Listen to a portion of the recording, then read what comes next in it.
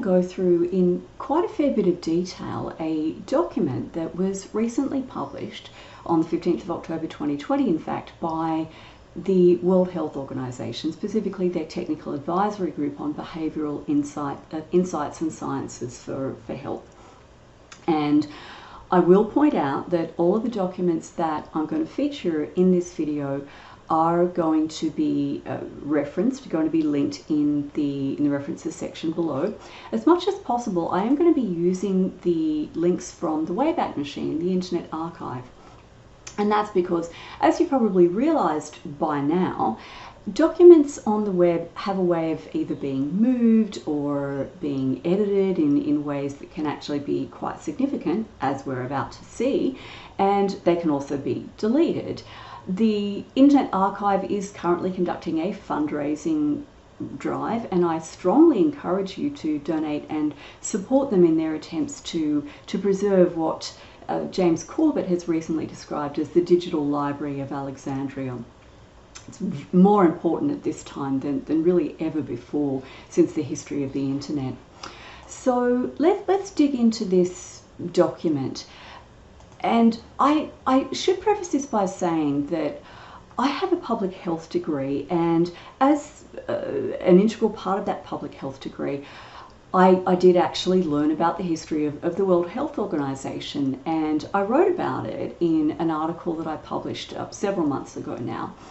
And really, the article goes into what I would consider to be the extremely sad demise of the World Health Organization from its heyday in the 1980s, when it published the Ottawa Charter for Health Promotion.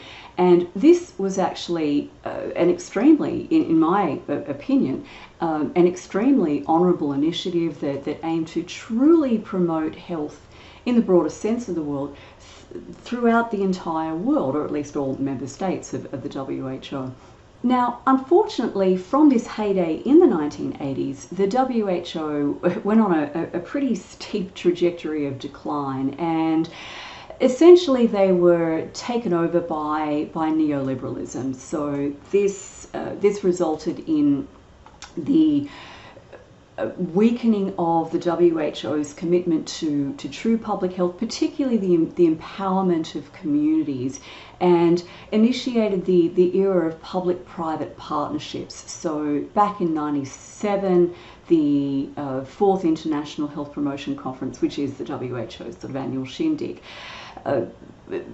entered into public-private partnerships with some fairly dubious companies like Coca-Cola and Guinness, and the pharmaceutical giant that is now GlaxoSmithKline, of course a major front runner in the race to develop a COVID-19 vaccine.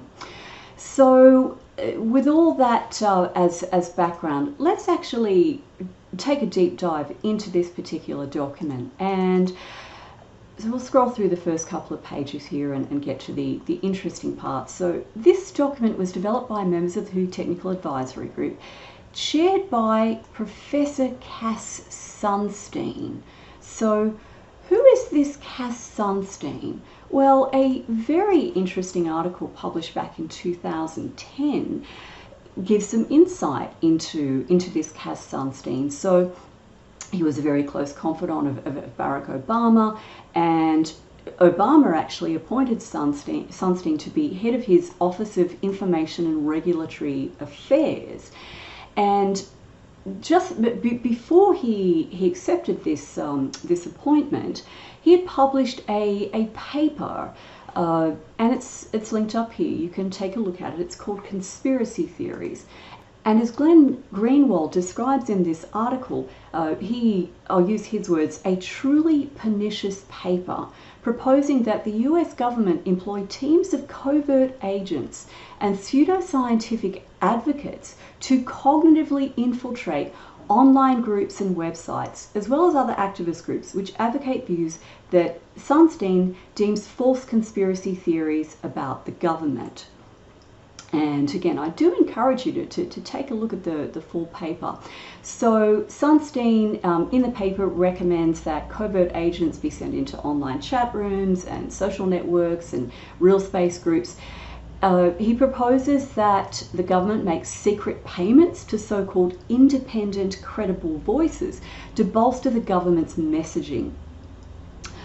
And what's the aim of all of this? To target those advocating false conspiracy theories, which Sunstein defines as an attempt to explain an event or practice by reference to the machinations of powerful people who have also managed to conceal their role.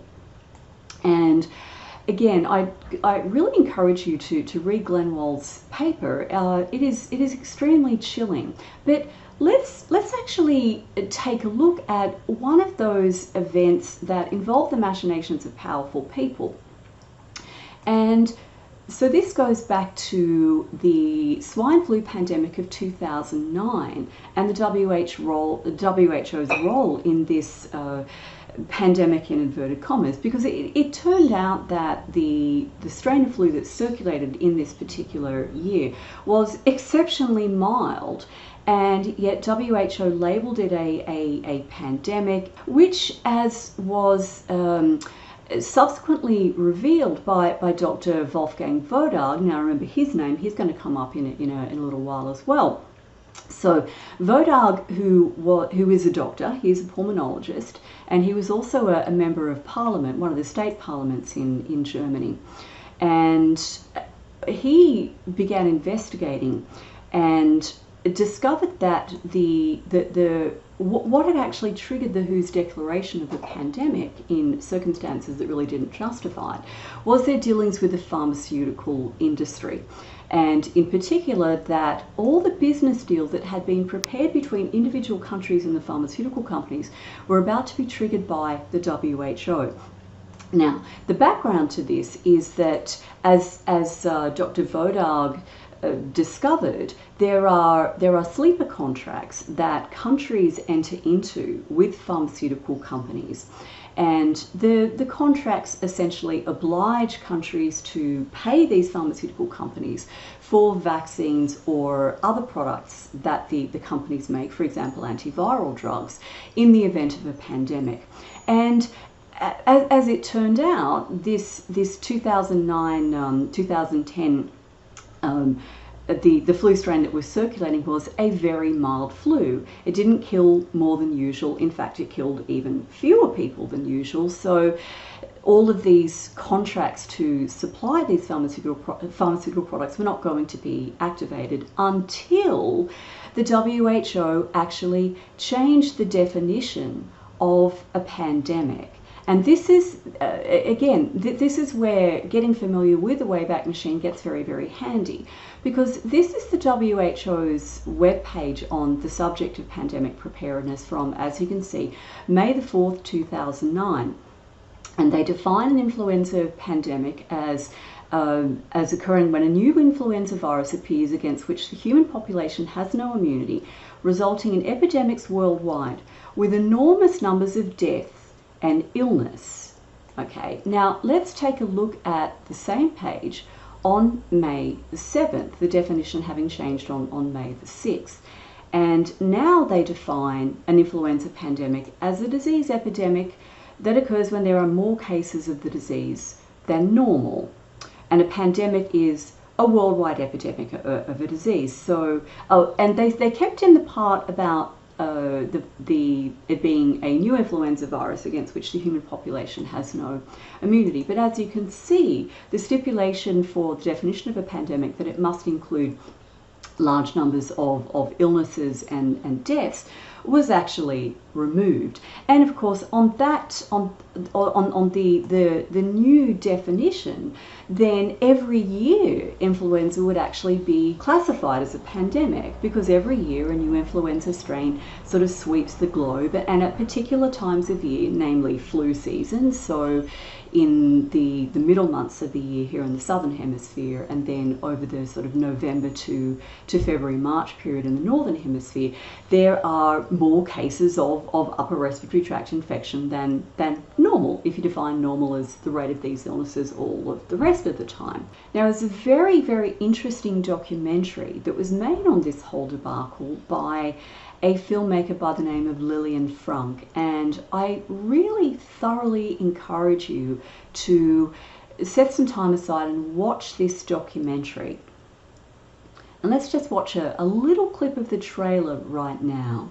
You're going to see a familiar face. So it's interesting to take a look at that clip from the documentary in the light of this definition of false conspiracy theories as an attempt to explain an event or practice by reference to the machinations of powerful people who have also managed to conceal their role. And of course, if it wasn't for the tireless investigative work of people like Dr. Wolfgang Wodarg and then subsequently this documentary maker, these powerful people at the WHO and the pharmaceutical companies, and also the people in various government roles who colluded with them, would indeed have managed to conceal their role, and they were actually conspiring to bring about, you know, a huge financial benefit to these pharmaceutical companies. Okay, back to the documents.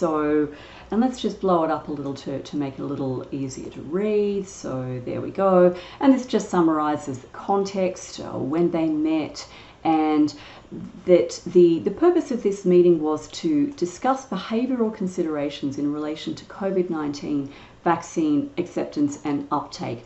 I'm just going to do a little bit of nitpicking because the notion of calling these vaccines COVID-19 vaccines is actually scientifically incorrect. You don't vaccinate against a disease, COVID-19 being the disease entity associated with the virus SARS-CoV-2. So the vaccine, strictly speaking, vaccines are being developed to hopefully confer immunity against SARS-CoV-2. But again, I mean, that's just me nitpicking. However, in a technical paper like this, I think that attention to those technical points is actually quite important. And the discussion focused on a series of key questions around achieving high and equitable uptake of vaccines through evidence-based and behaviourally informed strategies. So to be clear and to be fair to the panel, I suppose, their job was not actually to decide on the scientific merits of the vaccines. Instead, their purpose was to develop a set of strategies to maximise uptake of the vaccine. And the assumption underlying that is that the vaccines developed against SARS-CoV-2 would be safe, would be effective, and would achieve their aims. And I think this is particularly interesting in the light of someone who accuses conspiracy theorists of suffering from a crippled epistemology. Now, epistemology is the study of knowledge. How do we know what we know? And so this is kind of curious, isn't it? There's an assumption underlying the writing of this paper that we already know that the vaccines will surely be safe and effective. If they weren't, they wouldn't be approved by government regulating agencies like the TGA here in Australia, like the FDA in the US, like the European Medicines Agency. And again, I mean, this is, given the regulatory failures, what Robert F. Kennedy Jr. has described as the regulatory capture of these agencies, in which the companies that they are supposed to be regulating, the pharma companies, actually pretty much own these agencies. Quite literally, you know, these agencies get, in many cases, the majority of their budget from user fees paid by the pharmaceutical corporations. So the notion that people who propose that there might be something to worry about when pharmaceutical companies rush to put a vaccine on the market, and especially when they're going to have a guaranteed market and no liability for any harm that their products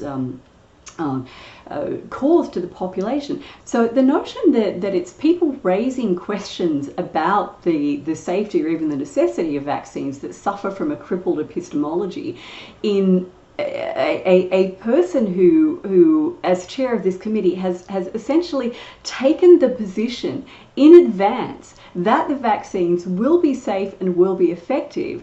I mean, it's pretty wild. This is fairly bizarre. All right, back to the paper. So again, let's kind of scroll through the not so relevant bits. They do talk about how research efforts, and this is research efforts amongst those who want to promote vaccination. The panel mentions that the strategies that they're working on go beyond traditional information campaigns, aspiring to change behaviours by improving knowledge. So in other words, what they're saying is that in the past, the assumption was made that, hey, if we just give you some really good education, some good solid facts and figures about the disease, about the vaccine, then you'll go and be a sensible person and you'll make a sensible decision.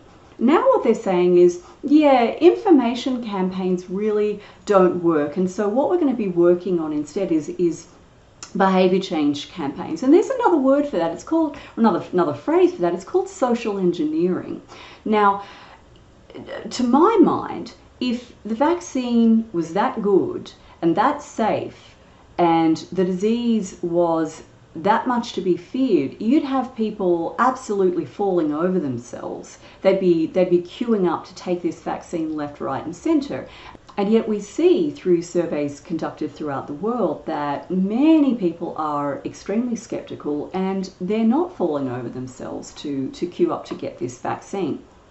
So they acknowledge that information on its own has shown a limited impact on facilitating vaccination uptake, and so that's where they want to add these other behavioural strategies. They go on to acknowledge that the acceptance and uptake of COVID-19 vaccines present an unprecedented challenge, so that the vaccines will be new, they're likely to be only partially effective for a yet unknown period of time. And of course, since that time, we've had this very interesting admission from the CEO of Pfizer, of course, the company that has developed the very first SARS-CoV-2 vaccine to be rolled out in the UK.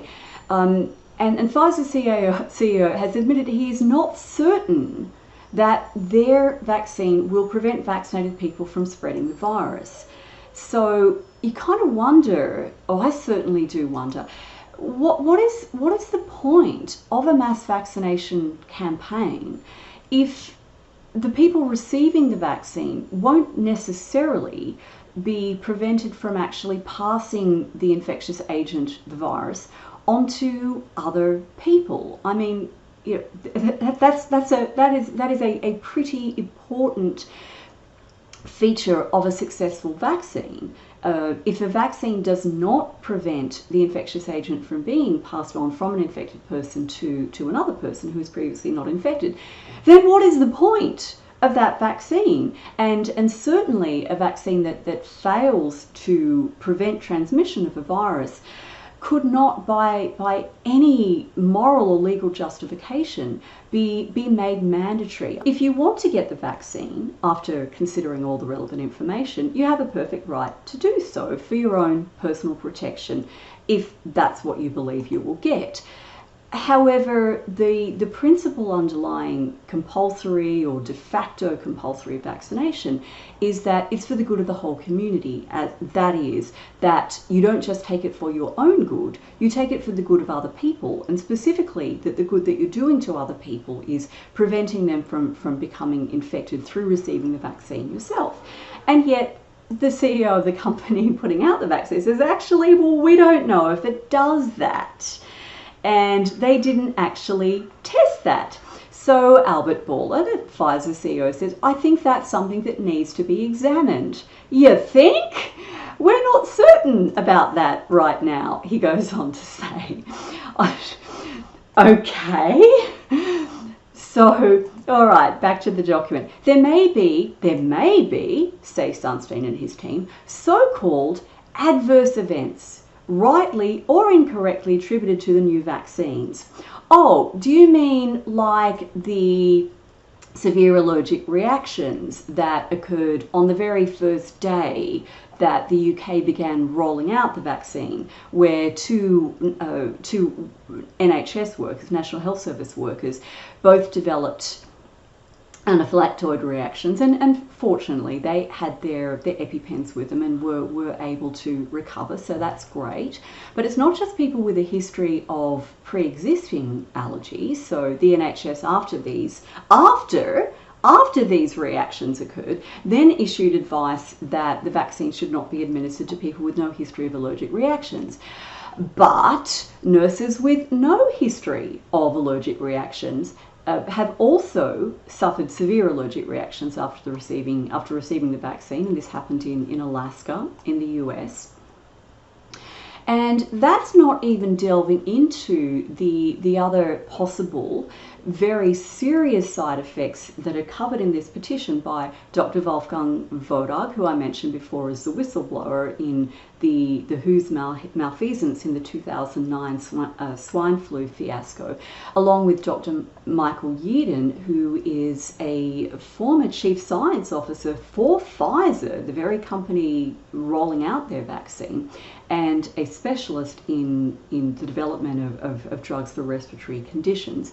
And the concerns that they state in this petition, which was filed with the European Medicines Agency, and some of the concerns that they express are the concern that antibody-dependent enhancement may occur, and this has occurred with a number of other vaccines developed against viruses, where the person, when vaccinated, develops what looks like a good, strong immune response to the vaccine, and so the vaccine is declared to be a success. And so when the actual virus is subsequently encountered by that person's immune system, they develop a more severe reaction to the virus due to the presence of what are called non-neutralizing antibodies. And this results in turn in a hyperinflammatory response, otherwise known as a cytokine storm, which of course we've seen extensively in people who do become seriously ill with COVID-19. Other concerns include the presence of polyethylene glycol in the fatty lipid nanoparticle that surrounds the mRNA in the Pfizer vaccine, and this is a similar type of vaccine to the Moderna vaccine that's also being rushed through in the US. Many people make antibodies to this PEG. Most don't know it. So again, the potential for allergic reactions on a deadly scale to this vaccine, and of course we're already seeing worrying signs of that in the vaccine rollout so far. And then this incredibly serious concern about the formation of antibodies against particular proteins in the virus that are exceptionally similar to a protein called syncytin-1, which is necessary for the formation of a placenta in mammals, including humans. And so just to make this clear, the concern that they're raising is that probably particularly in women who already have a genetic predisposition to autoimmunity, which many women have, and most of them don't know it until they develop an autoimmune condition. But there is a possibility that they may develop antibodies after receiving this vaccine against their own placenta when they become pregnant or attempt to become pregnant, in which case they would be unable to carry the pregnancy to term. So it would be possible for them to conceive, but not actually to carry the pregnancy. They would, in essence, have a miscarriage. So again, playing down by calling them so-called adverse events is really quite insulting and insulting to one's intelligence and disgusting in view of these concerns that are being raised by extremely experienced and knowledgeable doctors and scientists. They go on to say that eventually vaccination efforts will target to expand diverse populations not typically reached with immunization programs. And I think it's actually incredibly important when looking at that statement to go and read Whitney Webb's articles on Operation Warp Speed and the way that a particular piece of software called Palantir, which has been used to target people from ethnic minorities and minority neighborhoods for so-called preventive policing, essentially a real-life minority report style of policing, in which the information that's gathered by Palantir is used by police departments to effectively target people from ethnic and racial minorities. So very, very important investigative series by Whitney Webb. I thoroughly encourage you to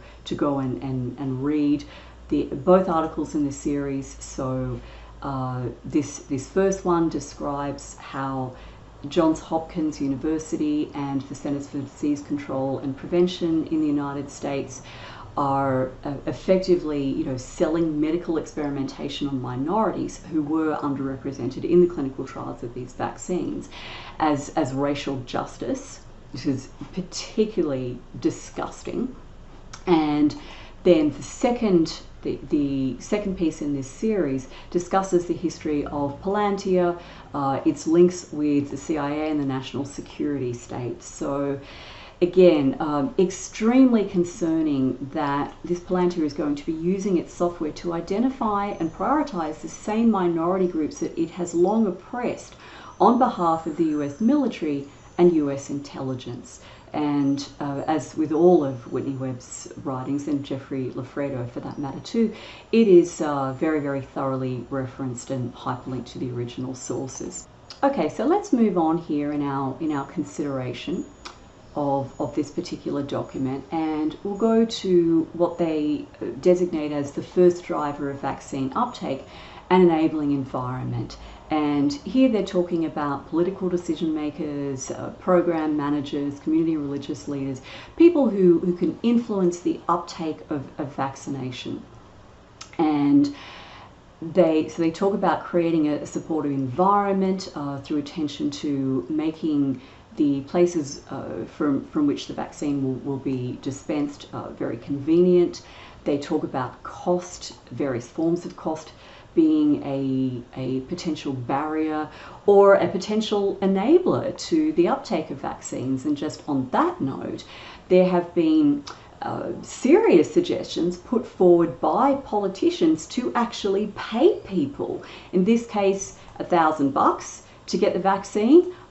This particular plan called for payments of $1,500 to every person for taking up this vaccine. And I'm just wondering who on earth is actually going to be paying for this, particularly given the catastrophic decline in revenues experienced in not just the US economy. This obviously is from a US news site.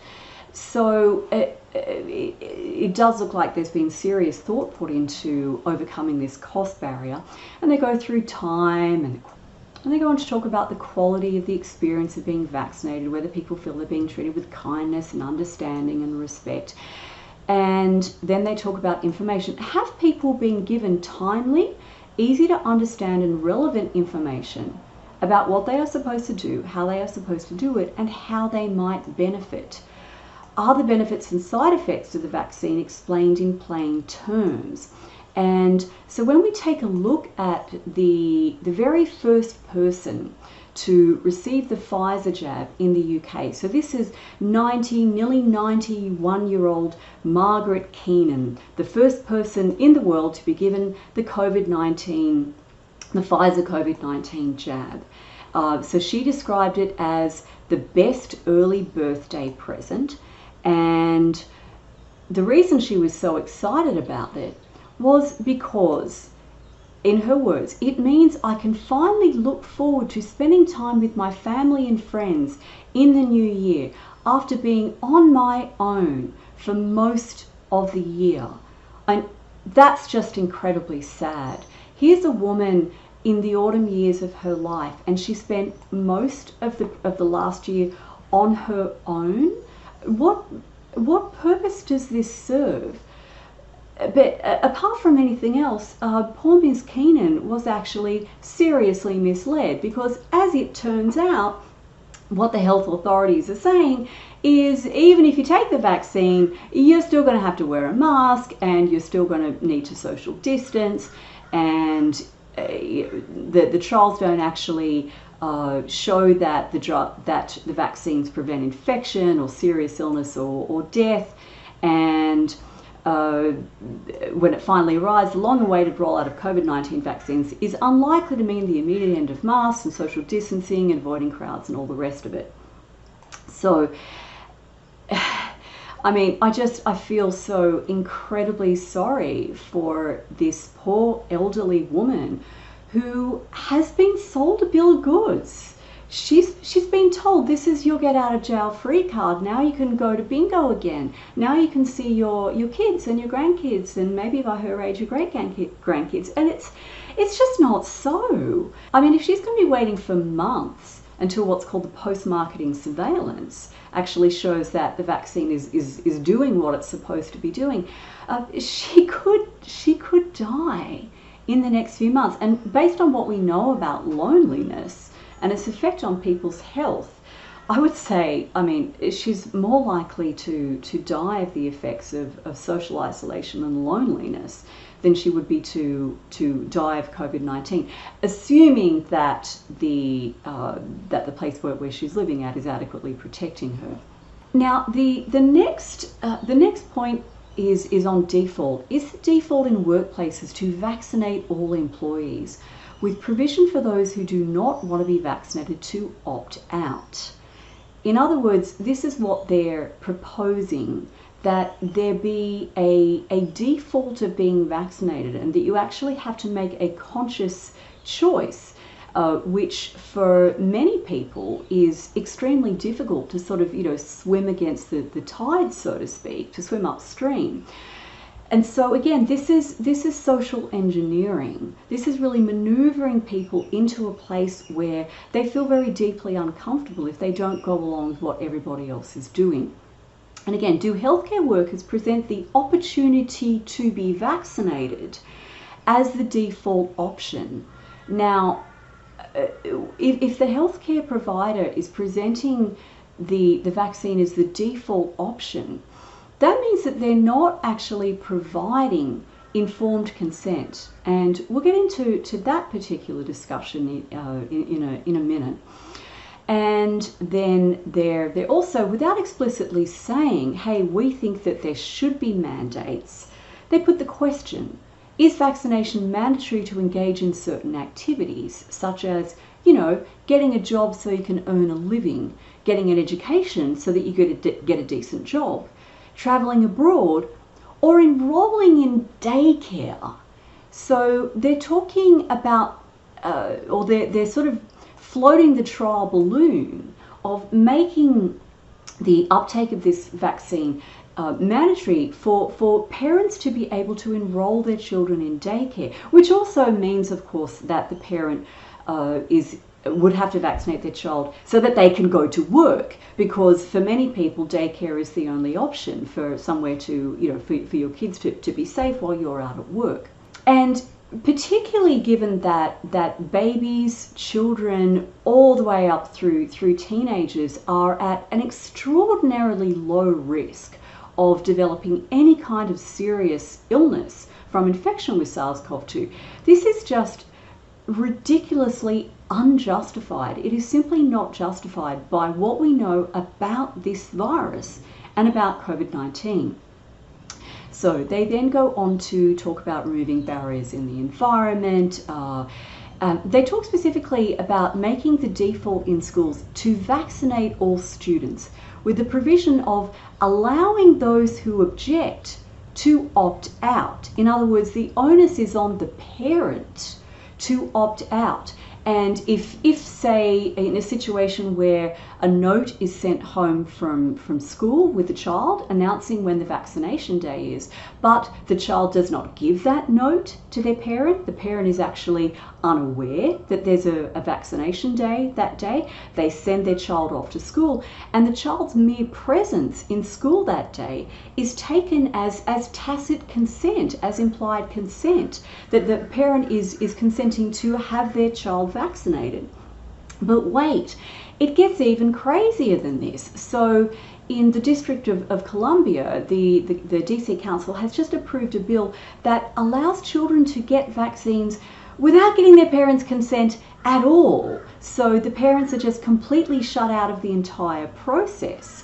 And this just passed recently in late October, and it would allow children as young as 11 to obtain vaccinations without their parents' consent. Now, in what universe can a child as young as 11 make an informed decision, again, given that they're going to be placed in an environment where there is considerable pressure on them to go along with what all their classmates are doing and take the vaccine? How is a child of that age to give truly informed consent? And also, how are they to, for instance, to be familiar enough with their own medical history or their family medical history to perhaps raise to a healthcare worker the concern that they may have allergic reactions, or they may have a tendency to allergic reactions? And what is even more worrying is that in the original form of the legislation, the bill as originally proposed by this council member would have included children of any age. So your 3-year-old, your 5-year-old, your toddler. If the original form of the legislation had passed, would have been considered competent to give informed consent to a medical procedure. It's just insanity. I cannot even fathom how people in positions of government think that this is okay. So back to the document again. So they raised what I thought was kind of an ironic concern, really. In the current pandemic, where people have indicated concerns about seeking health services due to fear of contracting COVID-19 in health facilities. So in other words, the fear porn campaign has been so successful that people are now afraid to go to hospital even when they're sick. So the panel were wondering, how on earth are we going to get them to front up to a medical facility to get a vaccine? So they suggest that proper safety measures are visibly in place so that this can encourage vaccination. And I came across a very apt term for this from, again, James Corbett. He described it as biosecurity theatre. So, in other words, measures that don't actually do anything, they're not evidence-based, but they make it look like those in authority are actually taking proper precautions. And so, physical distancing. What is the actual evidence for physical distancing? Now, there is a magnificent article on this on the website of the American Institute for Economic Research, in which Jeffrey Tucker goes through the history of this whole idea of social distancing, which, as Tucker points out, was actually rejected as being impractical, unnecessary, and politically infeasible. However, thanks to the science project of a 14-year-old girl, Laura Glass, whose dad had an interesting background, we'll get to that in a moment, she did a computer simulation. So this was basically like a science fair project. And using some fairly kind of basic modelling, she threw some numbers into the program, and found and concluded that in a hypothetical town of 10,000 people, 5,000 would be infected during a pandemic if no measures were taken. Only 500 would be infected if the schools were closed. And so this 14-year-old girl's science fair project was picked up by her father, Robert Klaas, a complex systems analyst, and he decided that he was going to make a thing out of this. Now, Dr. Henderson, who is actually credited with essentially eradicating smallpox from the face of the earth, thought it was ridiculous and rejected the whole scheme. And so Henderson, along with three other infectious disease specialists and epidemiologists and so forth, wrote a paper in which they concluded there are no historical observations or scientific studies that support the confinement by quarantine of groups of possibly infected people for extended periods in order to slow the spread of influenza. Remembering, of course, that COVID-19 is an influenza-like illness. It has some differences from influenza, but it is a respiratory illness that is spread through droplet infection, just like influenza. They go on to say the negative consequences of large-scale quarantine are so extreme: forced confinement of sick people with the well, complete restriction of movement of large populations, difficulty in getting critical supplies to people inside the quarantine zone, that this mitigation measure should be eliminated from serious consideration. They go on to talk about how travel restrictions are ineffective, and that the cancellation of public events has not been shown to have any definitive effect on the severity or duration of an epidemic, and that, of course, shutting down society would have seriously disruptive consequences. And the conclusion in this paper is well worth dwelling on. Experience has shown that communities faced with epidemics or other adverse events respond best and with the least anxiety when the normal social functioning of the community is least disrupted. Strong political and public health leadership to provide reassurance and to ensure that needed medical care services are provided are critical elements. If either is seen to be less than optimal, a manageable epidemic could move toward catastrophe. So again, the evidence for physical distancing being effective is pretty well zero. What about mask wearing? Well, there is an excellent summary of papers published on the effectiveness or otherwise of face masks on the Swiss Policy Research website, which is exceptionally good and regularly updated, as you will see here. And so this is basically a running tally, if you like, of the studies on mask wearing and their effects. And they quote the Oxford Centre for Evidence-Based Medicine, finding there is no evidence for the effectiveness of cloth masks against virus infection or transmission, that mask requirement was of no benefit, could even increase the risk of infection. The CDC, of course, finding that face masks had no effect, either as personal protective equipment nor as source control, which is what it's being promoted for, and so on and so forth.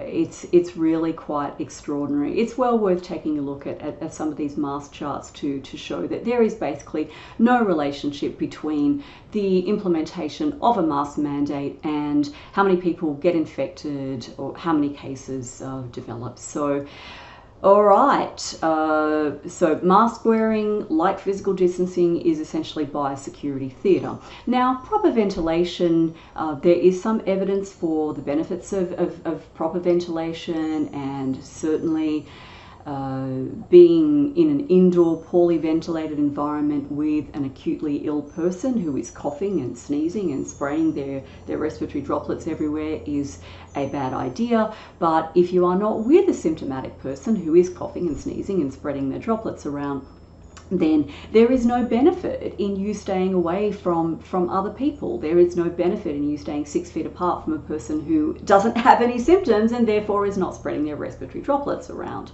Right, let's move on to social influences, and here they really get down into the social engineering. So they talk about people's social norms, what is the norm in their particular social group, what might happen if most people in a community are wary of vaccination and believe that it doesn't work or the side effects will be bad. So what they're really on about here is that in order for the vaccine to be taken up in the numbers in which they want, then a social environment needs to be cultivated in which people are influenced to take the vaccine.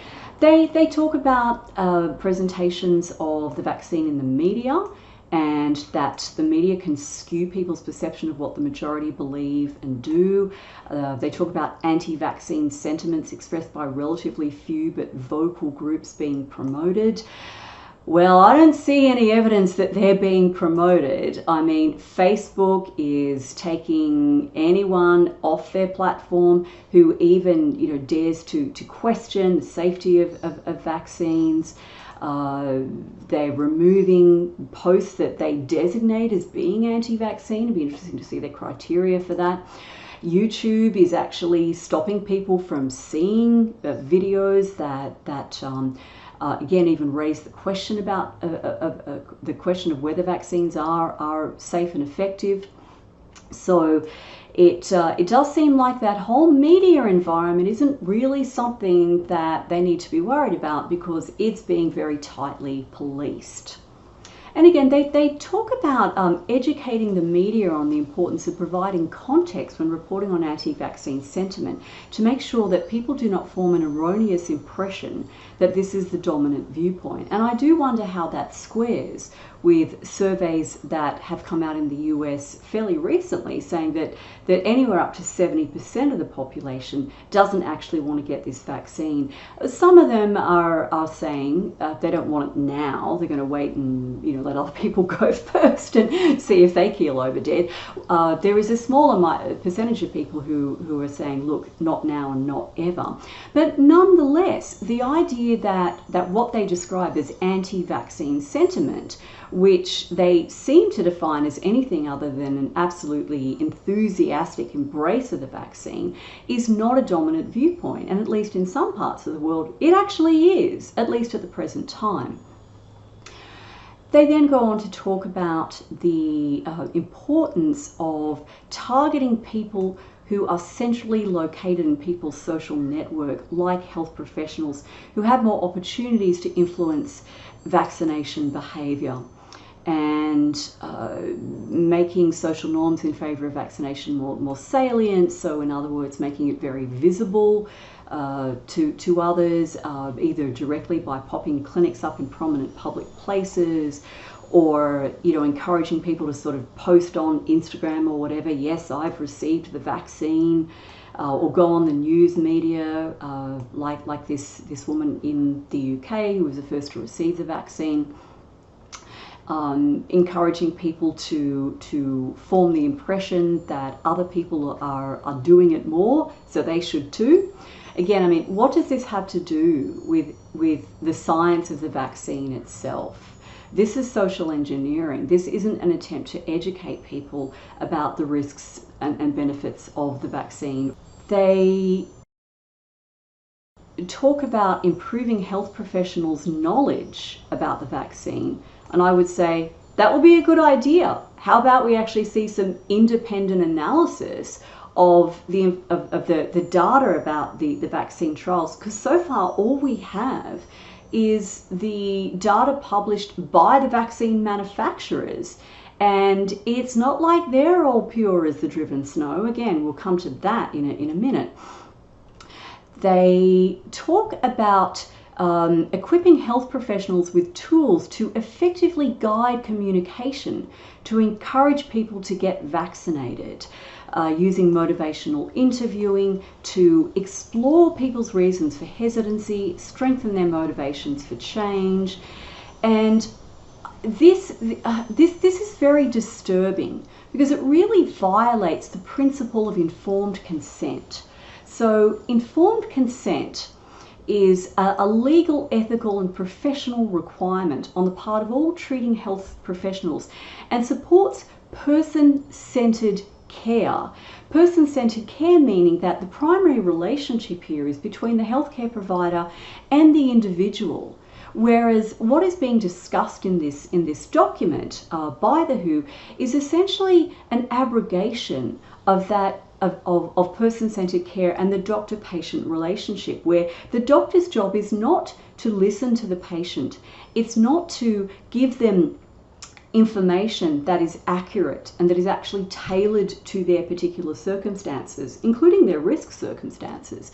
No, the role of the health professional in this case is to talk the person into getting a vaccine. This is not informed consent. This is actually manipulation.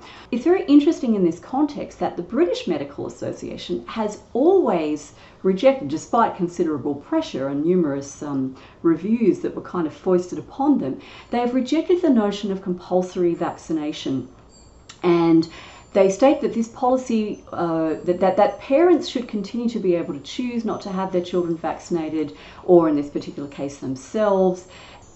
And they go on to say, the doctor-patient relationship is based on trust, choice, and openness. And we think introducing compulsory vaccination may be harmful about this. And I would argue that putting doctors and other healthcare providers in a position where it is expected of them that they will be talking their patients, willing or unwilling, into receiving a new on the market experimental vaccine is a complete betrayal of that doctor-patient relationship and the trust, choice and openness that the British Medical Association think is very important. Now, this last paragraph, amplifying endorsements from trusted community members, is very concerning in the light of historical events. So they talk about the role that can be played by members of the community who are well respected, and particularly if they share similar, if people endorsing the vaccine share similar values and characteristics with the relevant groups, such as religious or ethnic identity, they are more likely to be influential.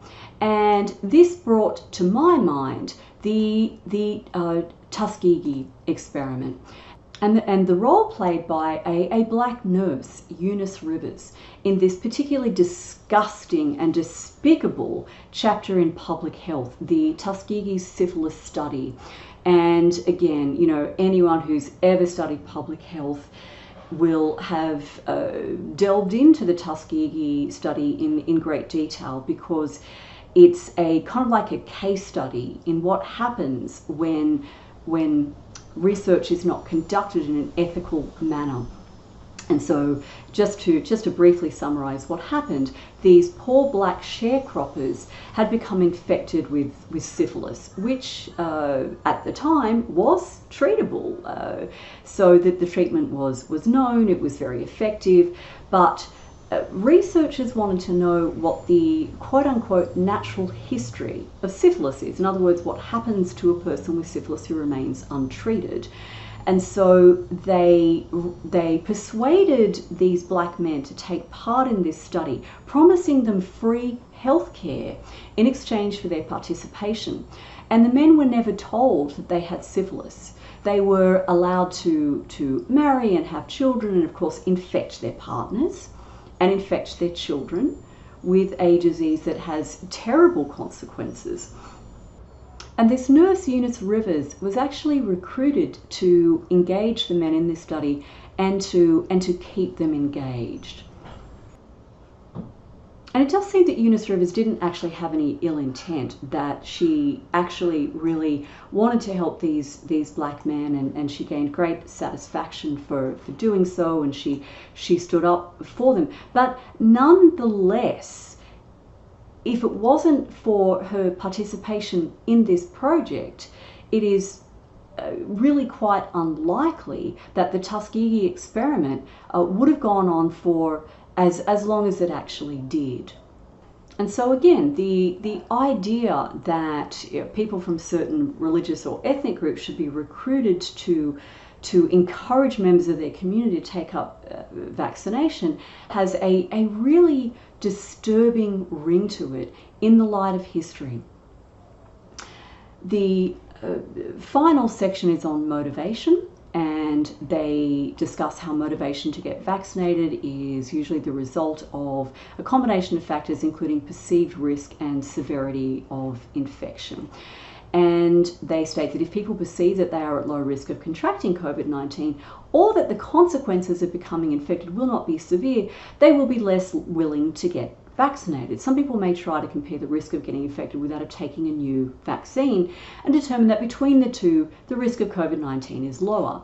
And so it would behoove us to actually ask ourselves, well, what is the risk of getting COVID-19 or becoming seriously ill?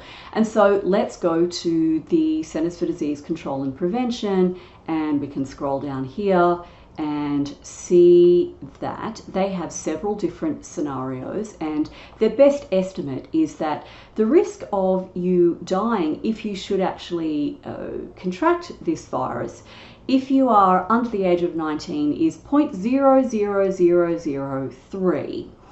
And if you're between 20 and 49, it's 0.0002.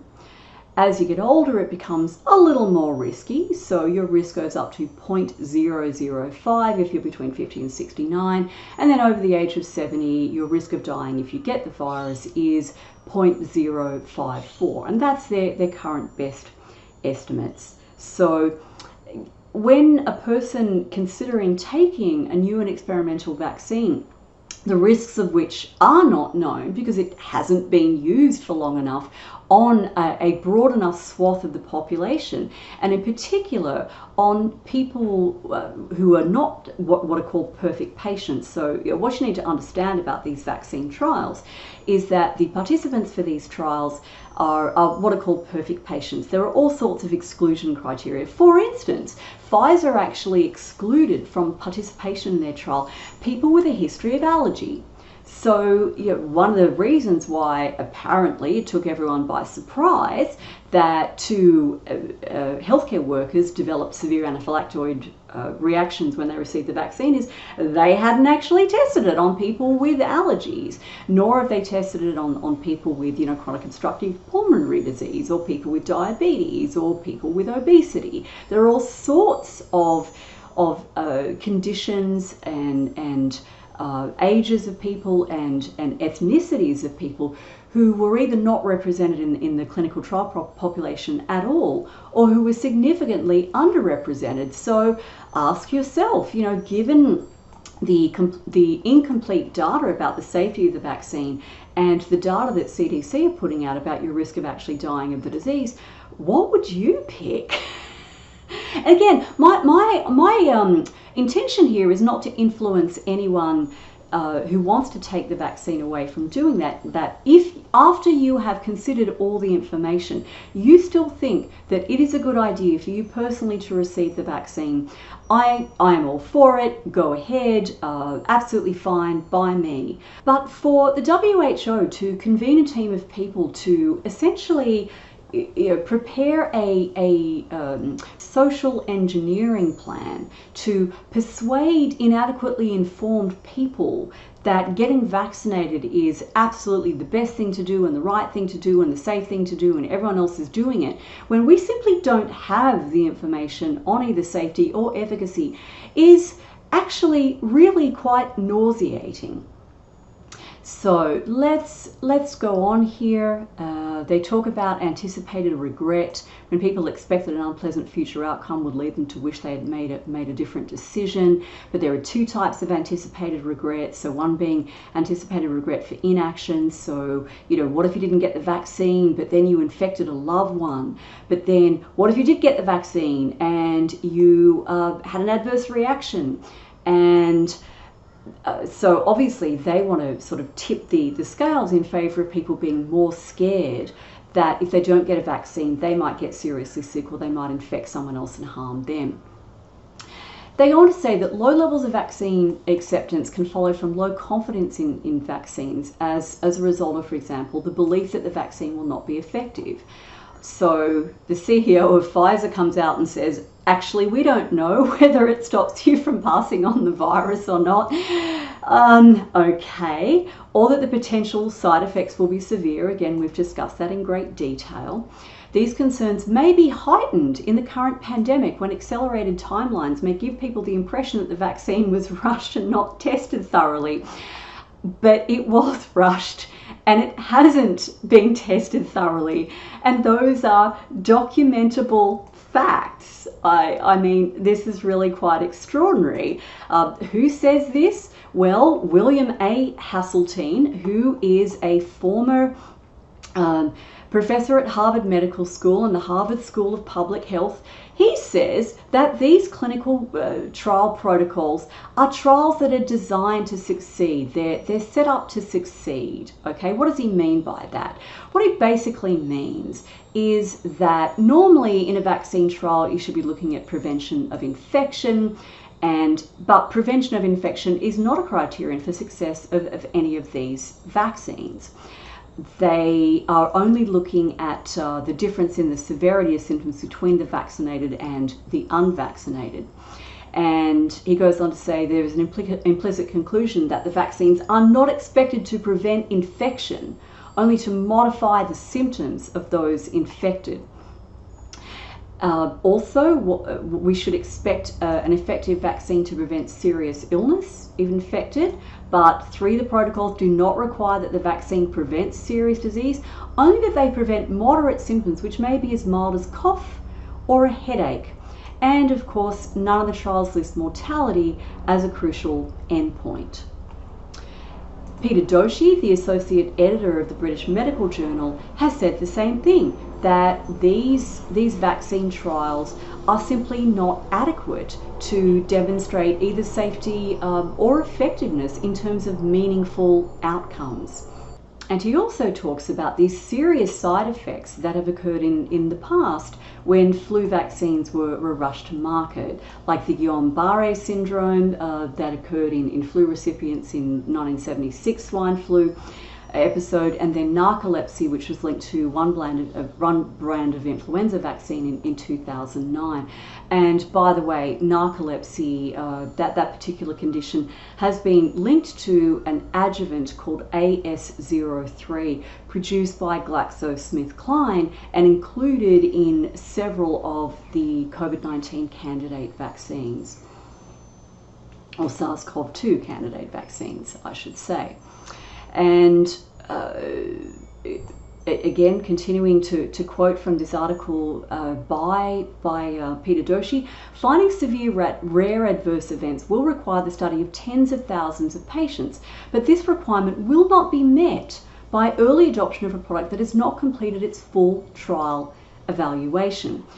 COVID-19 vaccine trials are currently designed to tabulate final efficacy results once 150 to 160 trial participants develop symptomatic COVID-19. So tens of thousands of people are enrolled in the trials, but the safety data aren't based on tens of thousands of people.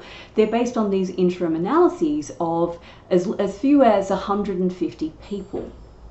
And Doshi's also published an updated piece more recently talking about, again, the severe limitations of these trials, the lack of independent scrutiny of the underlying trial data.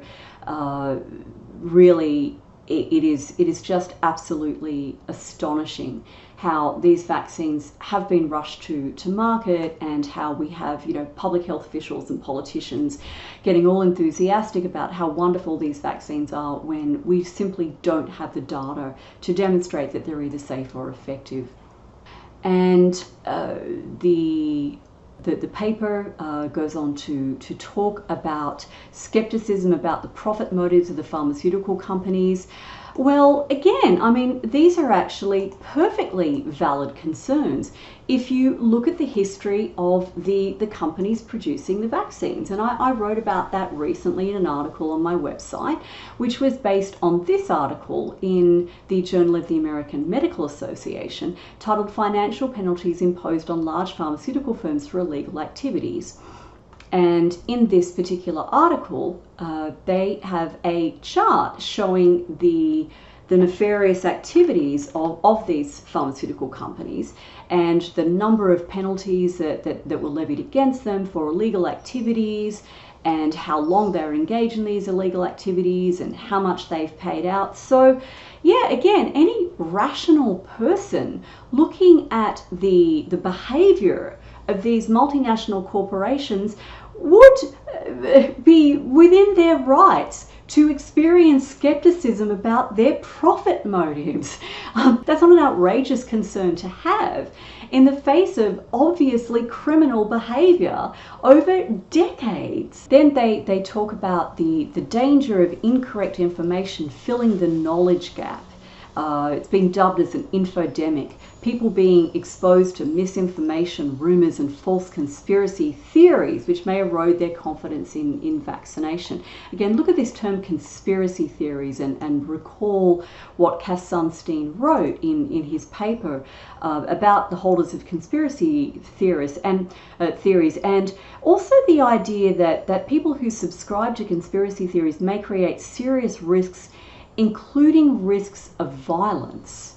So this is a man who is arguing that a person who questions whether it's a good idea to take a vaccine that has been rushed to market, that has been produced by a company with a documented history of illegal activity, including lying about trial results, but such people may create serious risks, including risks of violence. Really?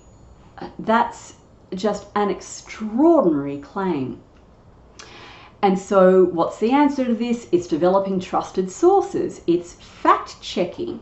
Oh, fact-checking. Well, James Corbett did an astonishingly good article on fact-checking. I'd highly recommend that you go watch the video or listen to the podcast and go through all the links that he has here for the truth on these fact checkers. But here's a little sample. Pointer heads up the International Fact Checking Network, or they host this fact checking network, I should say. And who are they funded by? Among others, the Bill and Melinda Gates Foundation. Bill Gates, of course, having very heavily promoted the idea that vaccines are the only way out of this pandemic. Google, whose parent company Alphabet, has significant investments in the pharmaceutical industry. The National Endowment for Democracy, which is basically a CIA front group. The Open Society Foundations, which of course are George Soros's organizations. So this international fact-checking network is not exactly an unbiased source.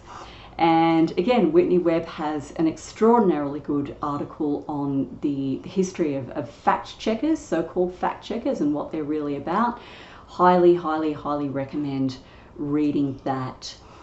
Right, so this video has gone on for a lot longer than I intended, but I think you'll see that a real deep dive into a document like this is actually really important, because documents like this are not put out there for no reason. Okay, so this is basically a template for the kind of behavioural modification, the kind of social engineering that we're all going to be subjected to with increasing virulence over the next few months as more and more of these vaccine candidates complete their thoroughly inadequate clinical trials and come to market.